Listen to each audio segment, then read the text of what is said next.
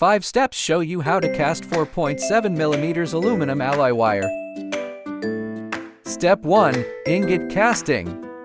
Melt the raw material by our induction furnace. Pour the molten metal into the mold. Then it cools and solidifies into ingots. Step 2. Shape the ingot into 12mm wire. Preheat the ingot. Then feed it into our extruder. Under immense pressure, it emerges as a continuous 12mm wire. Step 3. Rolling. Use our rolling mill to reduce wire diameter to 5mm. Step 4. Wire drawing. The wire is drawn through the die of the wire drawing machine. Finishing is a 4.7mm wire. Step 5. Coiling.